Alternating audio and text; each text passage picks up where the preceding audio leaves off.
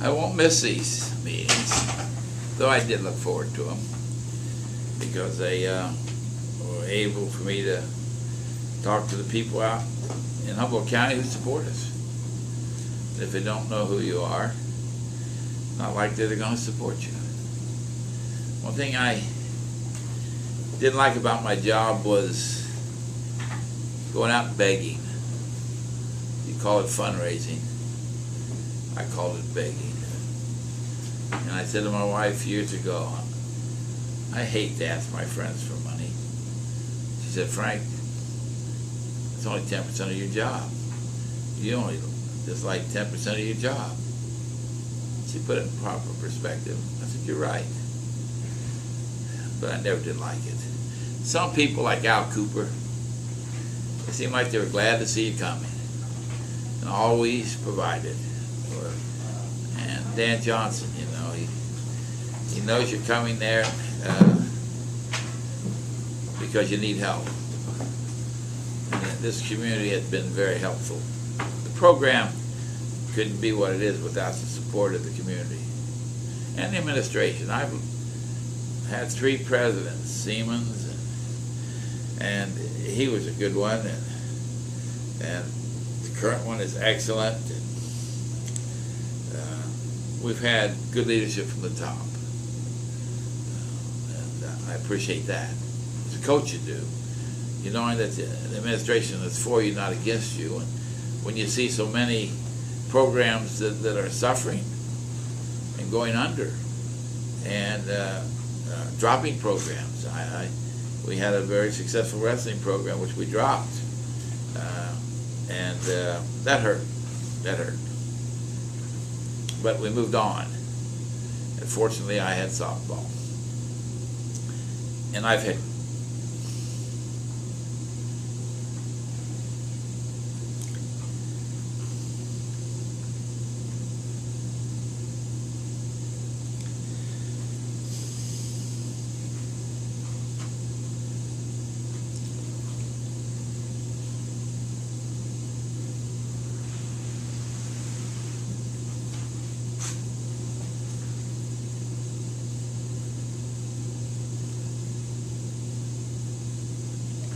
Sorry. Sorry, Coach. I've had great kids, both men and women. There's no difference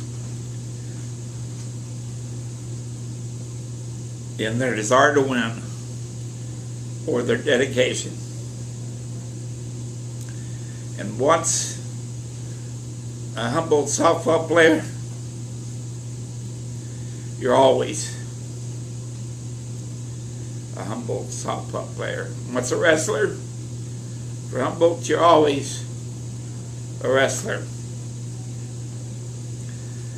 And I've been blessed.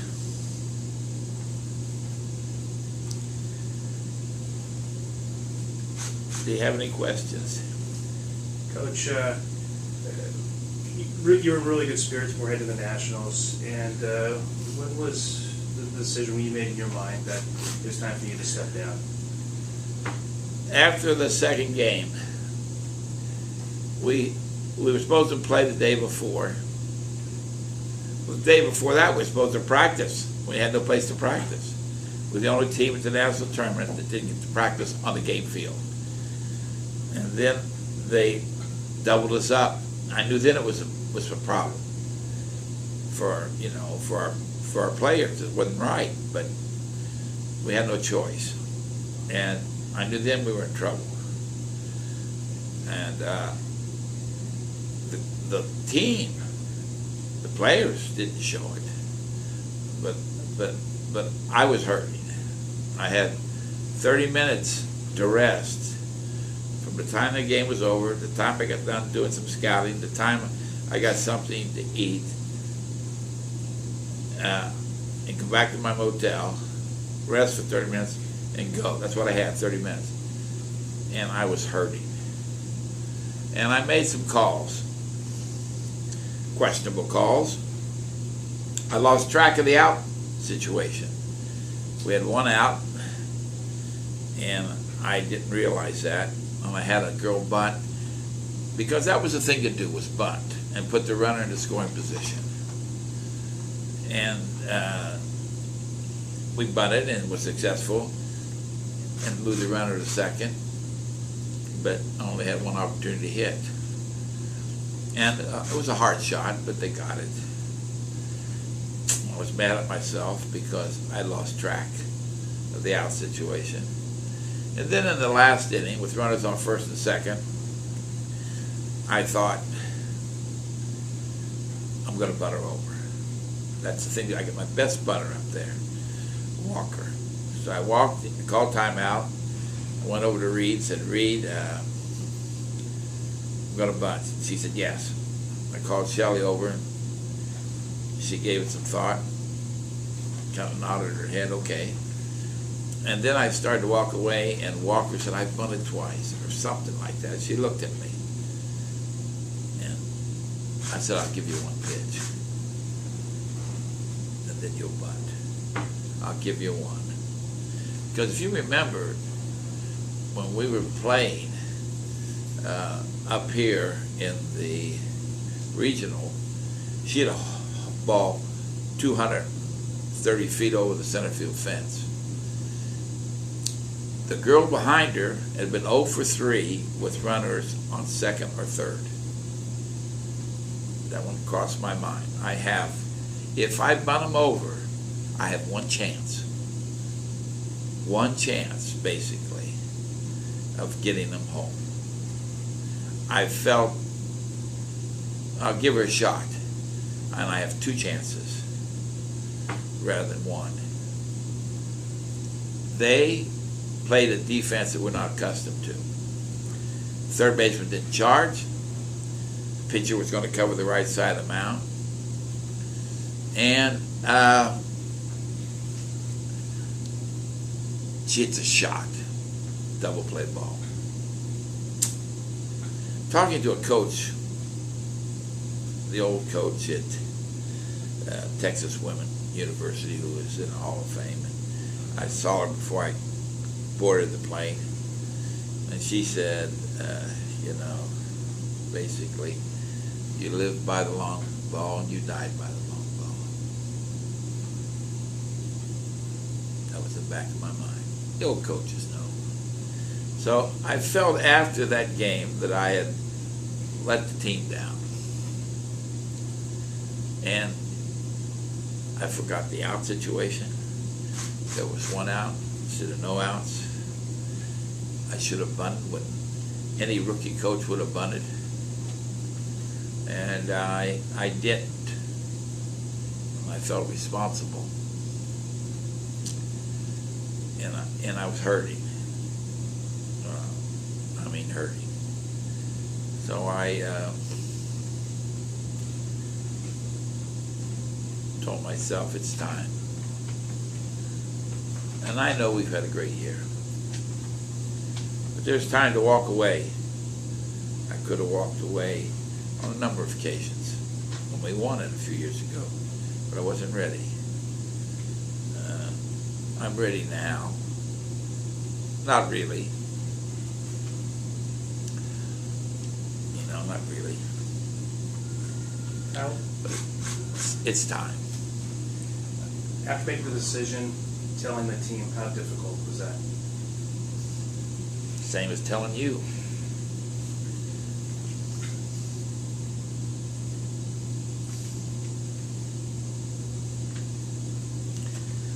It's hard. But it had to be done for the betterment of the program. It had to be done. You're leaving the softball program in really great shape compared to the last couple of years. The foundation has some great pitching, and just the season that you had. You're leaving it in good hands. Well, I hope so. There's a lot of things going on that are going to help the program that winning was able to manifest itself in other ways. We're going to get a fence. I know the AD was embarrassed somewhat. Here we have the best team in the West, and we don't even have a fence. that's equals the NCAA requirements. We need some equipment in our screens. Our screens that we use, some of them have been around for 25 years. Pitching machine. Betty Partain bought us a unique pitching machine, and Dan said, get another one. These machines are so valuable. Scholarship-wise, I would assume that Dan's going to make sure that we don't lose somebody. Since when you do well, sometimes people want to move on. In other programs, I've seen it happen. Not so much in our program. Like I said once, a Humboldt softball player, always a Humboldt softball player. And good things are happening. My wife's not feeling well.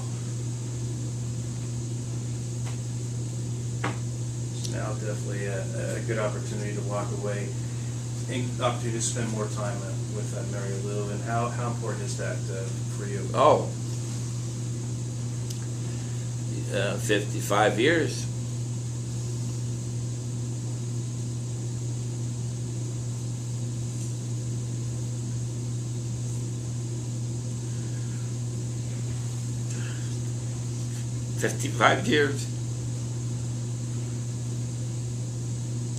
Good years. I plan to go watch Eureka play today at 4. We've recruited the snipe girl first base. We haven't had a press release on it, but we will. She signed with us. She's a good ball player. And I just want to wish her luck. Just all the accomplishments, 2 national titles, many West Region Coaches of the Year. Can you reflect back on your 25 years with the softball program? Well, before I reflect back on the softball program, I had 20 good years of wrestling. And you can't forget those guys, and they're still around. Some of them, Pender and Navarre, and Razzo, and John McGuire, leaders in this community, leaders in education. And John McGuire just retired. I danced at his wedding. And so we had a lot of championships there that people have already forgotten about. 2nd in the nation, 3rd in the nation, 40-some All-Americans, tough kids, and we didn't have scholarships. As far as the softball, I did that because I wanted my daughter back. I coached Arcata High for 2 years to be with my daughter, who I neglected most of her life. And then she went away, and I couldn't leave those girls. I was having fun. I had a passion for the game, and they had a passion for the game, and they were winners.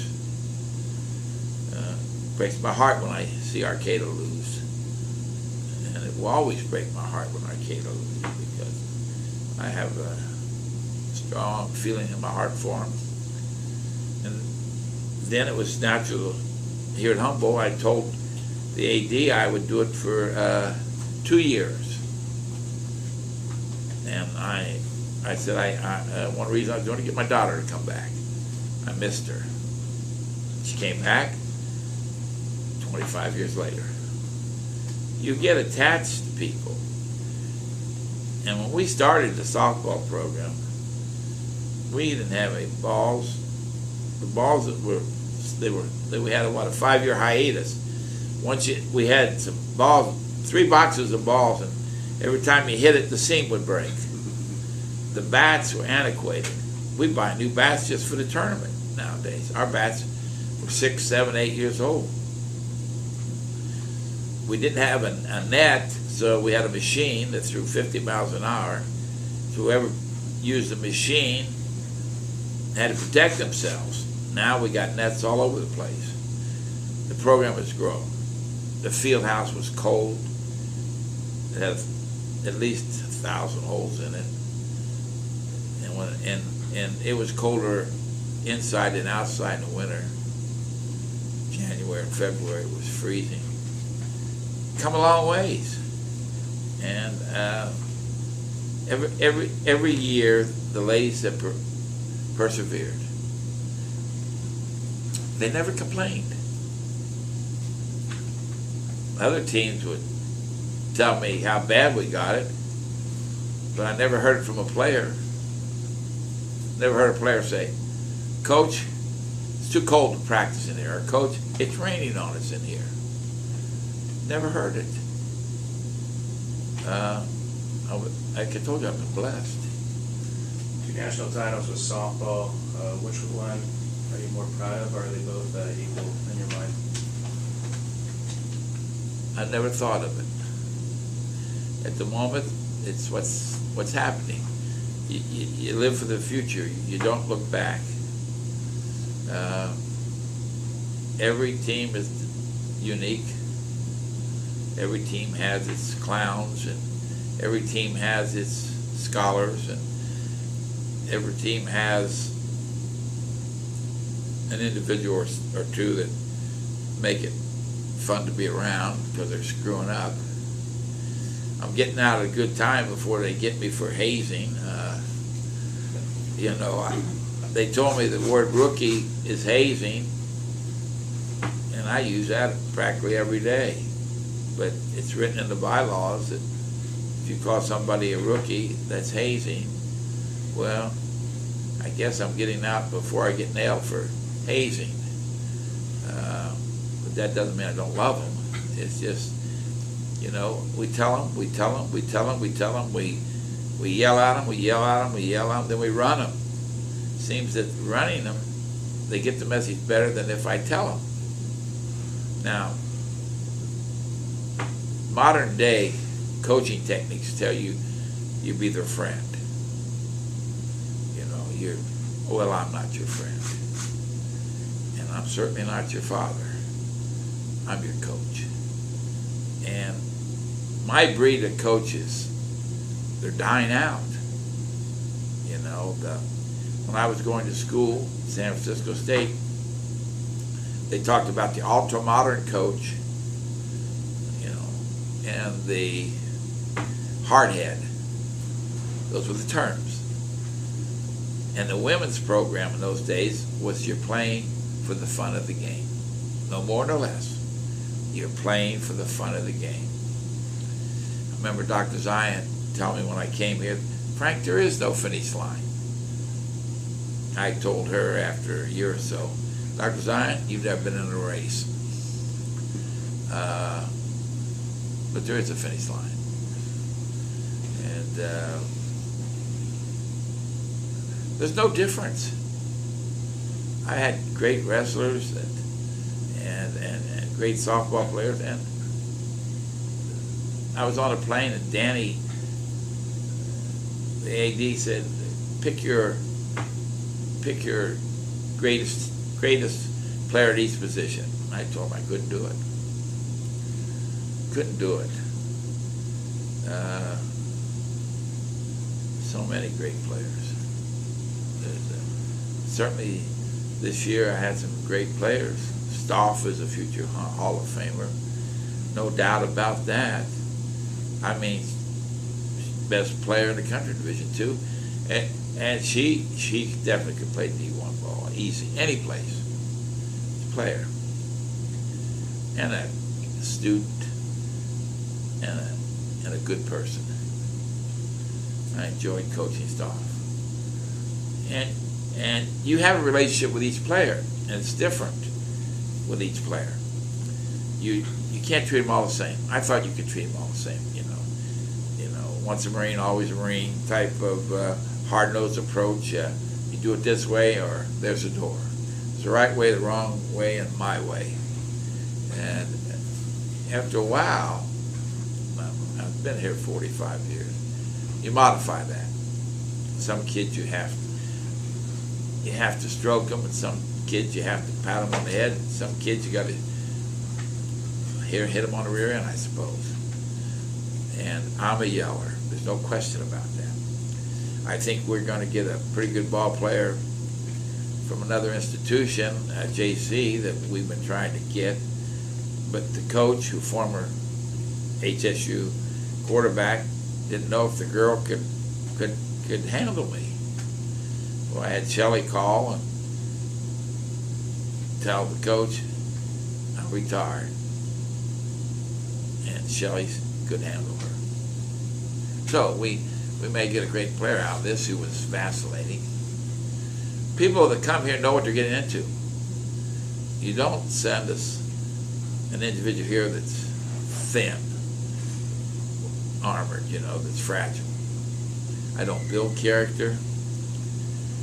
I simply eliminate those that don't have any. You can't stay in this program and be fragile.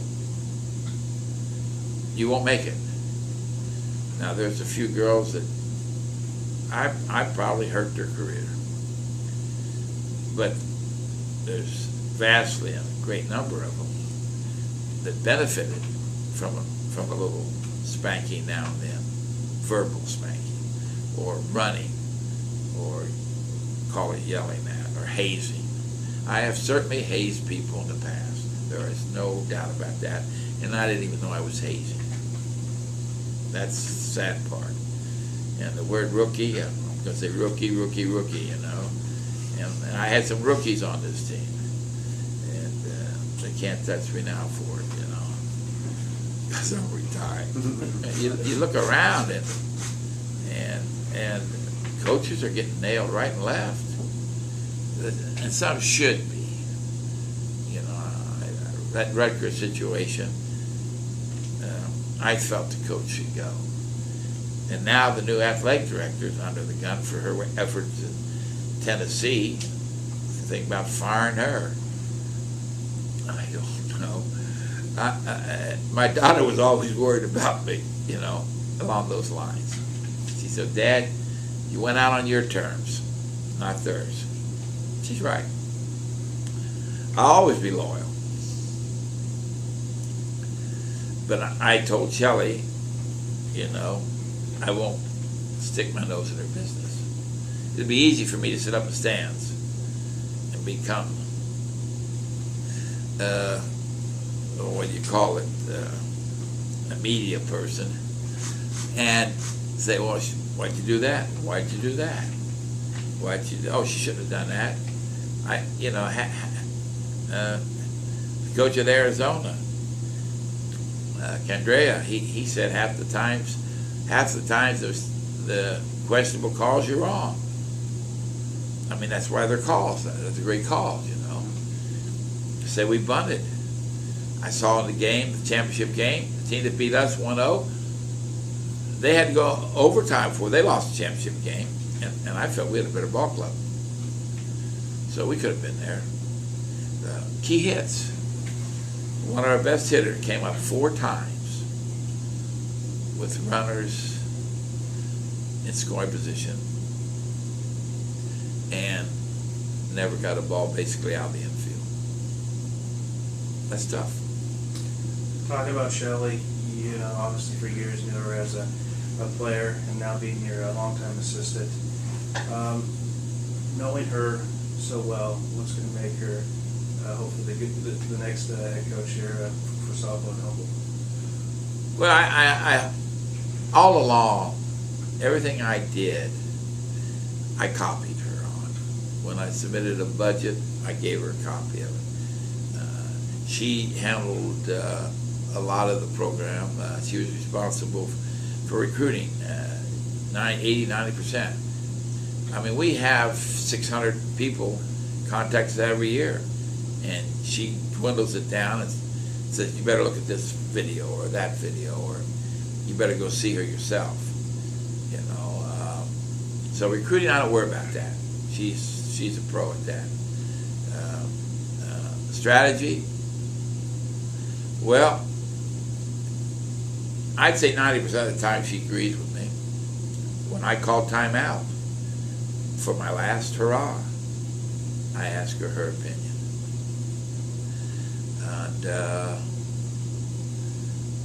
if I didn't trust her judgment, I wouldn't ask it. If I didn't think she was the person for the job, she deserves a shot. She's been with me 8 years as a coach and 4 years as a player, and 12 years of her life, probably half her life, close to half her life, we've been associated together. And I think she'll do a great job. And she's already talked about scholarships with Danny, and she's working on the budget. And she's good with students academically. She's very good. And we have study hall, and I don't know how she's going to handle her study hall. I really don't care. My wife and I were on the plane, and well, the night I told my wife I was retiring, my daughter was there, my grandson's there. We came up with the cliche, that's Shelley's problem. I mean, we must have said that 10 times, and every time we said it, it got more laughable and enjoyable.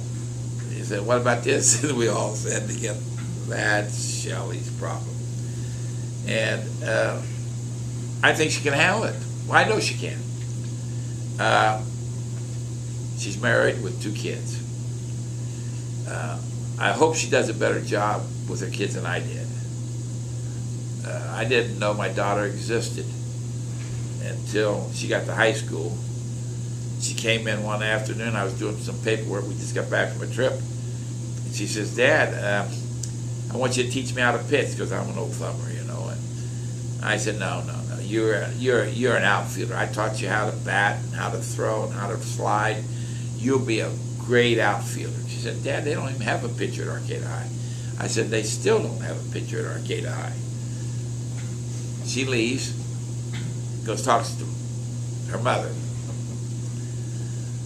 Mom's crying, dogs yapping. She comes back and says, Dad, I'll do anything you want. And I said, we're going to work out 6 days a week, 12 months out of the year. I'm scaring her now. And I said, can you do that? Now, I don't even know my daughter. She said, yes. Went over to Pacific Union, threw for about 30 minutes. I don't think she hit the backstop. And then her senior year, she's Player of the Year in the state of California. We did work out. We worked out in the snow up at Trinity Center when we were up there in the wintertime. We worked out in the wrestling. We worked out in the field house. You know, but we always threw. Great effort. But that's how I got started. It was basically with her. And when they cut the wrestling program, that's all I had was softball. Thank the Lord I had softball. And I've enjoyed it. And I will always enjoy it. And I know we're going to be successful. And her day will come. All you have to do is give her 45 years and to prove it. You know? That's what you gave me. Coach, you mentioned that, originally being interested in coaching because of your daughter. I've seen her at some of the games up here. What did Teresa say to you when you informed the family you decided to step down? Teresa thought I was going to have a heart attack. So did my wife. I'm close. And they were more concerned about me than they were the game. And my wife was sneaking around looking to see how I was. And she's glad that I survived it. And so that takes worry away from them. I mean, she was there with me when I had my heart attack, and they had to shock me back to life twice. She was there.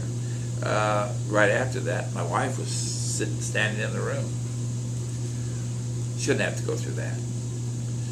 So she feels my health will get better. I have more time for myself. And I'm not getting up in the morning and going to McDonald's at 6. They open up at 5, by the way. I'm not getting up and going to McDonald's and getting my sausage egg. McMuffin. I get the biscuit. Get 2 for the price of 1 if you got our coupon. And I eat one that day, and the next one I eat another day. And I don't wake my wife up. I leave. I try to be quiet. Now she's up before I am today, and we had breakfast. And I had a full breakfast. Now I'm looking forward to that. Before the trip, she was running a little late, and I cooked her breakfast and didn't clean the kitchen. I'll probably do more of that now than I ever have. I don't mind it, as long as it makes her happy. Well, that's about it. Coach, a couple questions real quick. Talked about community. With a lot of your success, I'm sure you had many opportunities to move up the coaching ranks, whether it be at a bigger level, wrestling or softball. Why did you stick at Humboldt State? Well, first of all, my wife liked Humboldt State. She liked the community. And I had opportunities in wrestling to move on. But my wife liked Humboldt. And that's half the program, as far as I'm concerned, my wife. In softball, I never put my name out there. I had tenure here. There was a job in wrestling I was highly interested in. It was a D1 job. I had all the scholarships. But it's a 1 year. 1 year. If they don't like you after 1 year, they fire you. Well, the coach who took the job lasted 1 year. I said, wow, I'm glad it wasn't me. I had tenure. It's unfortunate that our coaches here on a 1 year basis, or sometimes they give them 2 or 3 year contracts, but I had tenure. I came up through the professorial ranks from assistant to associate to full professor. Actually, I was an instructor. I started lower than an assistant. And got on all the committees, the personnel, the curriculum committees, served on university committees, published, got involved with the community, and came up through the ranks, the full professor. And having traveled through wrestling, you know, I went to Division I. We were going there all the time. Go college in Division I. So that's on your resume. And we won. Winning, people respect winning. Really, no one likes a loser. Coach, I was telling Danny on the way over here that I'd sent you a thing this year. I interviewed you 34 years ago when you were the wrestling coach and had wrestled against University of Oregon that weekend. They were one of the top teams. How important is it for you to see the wrestling guys come back to watch the softball team, Pender and Razzo and some of those guys? Well, you know, and I don't. I've got so many people in this area, and I'm a little nervous now, and I'll give it people. But Virgil Moorhead, one of my wrestlers, he's very loyal to the program. He helps us out financially in many ways. With our wrestlers are our biggest softball supporters. And another one of the big softball supporters is Betty Partain. I mean, she's been a women's athletic director. She's been a coach here. And it's immeasurable what she does for our programs in basketball, women's basketball. And her husband, Jerry, he was our faculty rep and on every committee related to athletics in those days. And people like that in the community. And I forgot your question. I think you answered it about Okay. them being such great supporters of the softball program and Right. what it meant to you personally. Well, you can't survive. Helmets. We're in the field house. and we're bouncing balls off the wall, off the ceiling. We've got nets up, and we needed helmets. And Betty made sure we had helmets. I told her it was a safety feature. We got helmets. And anytime I was in the field house, I was wearing a helmet. And we finally got the netting taken care of, thanks to Dan Collin. We put in to get some netting taken care of through the university center there, and they never got around to it. But Danny said, we'll pay for it, and got it done. People were getting hit that were standing behind the screens, the net. Got hit a number of times myself. But the helmets help. Our pitcher can't pitch with them on. She had a ball ricochet off the wall and hit her in the head. Dr. Doom, our trainer, put her down for 2 weeks. She couldn't wear a helmet and pitch, so she had a concussion. So things like that, when we really had a need, someone in the community stepped up. As a coach, you know, I can buy them donuts now and then and provide some money for our alumni social and things like that, but we don't, the big items of the community support. You know. Coach, any regrets? My only regret right now is that I didn't bunt. But we may not have this conversation. I let them down. I really did. The book said bunt. I've read Billy Martin's book, and I've studied some of the great people. I've talked to winners. I've never talked to losers. I don't listen to losers. And they would tell you, Frank, you should have bunted. And I know that, and I was going to do that, but I looked in her eyes. I'd asked her about twice before. The batter behind her had 4 chances that day. I mean, the runner was still at second, and the ball really didn't go out of the infield. Didn't get by an infielder. And the ball was hit hard. That's in the back of your mind. Why bunt her over, bases loaded, and have a ground ball hit to the shortstop, home to first? It's over. And you got Walker up there who could hit it out.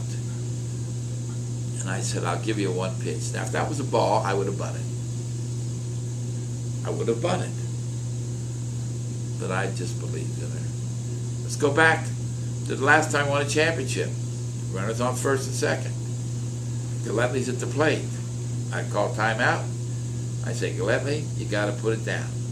Galetly says, Coach, I can hit her. The first thing that went through my mind, you're 0 for 6 against this left-handed pitcher who is probably the best in the country. I looked at her and looked at her eyes, and I said, then hit it. And she did, and we won the game. Now, similar situation, and you just look a person in the eye, tell a lot about that. You gotta, I think a coach, and I don't want to call it pseudo-psychology, a coach uses psychology predicated on his experiences. The next day, her next at bat, she hits 1 out, and we win 1-0, and this is a girl I was going to have bunt. You do the math. It's a feeling you get as a coach. Shelley's told me that a number of times. She says, go with your feeling. Go with your gut feeling, coach. You know, sometimes they told me to do something, and I've done the opposite. Pulling the pitcher. We're in a critical situation. I came over to Shelley and said, I think I'm going to pull her. And she said, well, I don't know. I said, I'm pulling her. And she went in there and got him out, and we won a ball game. I mean, critical situation. So it's just time. Now I feel pretty good today. I got a good night's sleep. My legs aren't bothering me. I was able to walk up those steps again. And I'm going to watch Eureka play today. That's going to be fun. And see Snipe. I think she's going to be a good. We have 3 good first basemen coming in here. Plus, we got a couple on that are here, so it's going to be a dog fight. But you know what? That's Shelley's problem. We'll get some t-shirts. Coach, one last question that you asked on the airplane about who your favorite position by position. You said, well, yeah, I really can't do that, but you know, having spent 45 years here, and I think I speak for other people, very fond of you. How would you like to be remembered as a coaching legend in Humboldt State?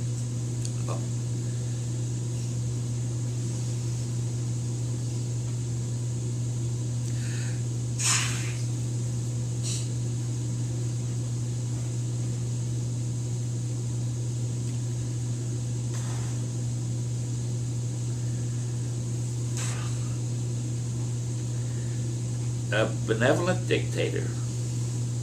Probably what I am.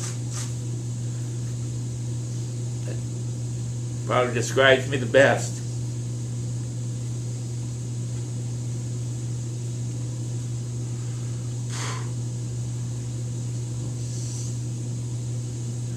Anything else? Thank you very much. Thanks, Coach.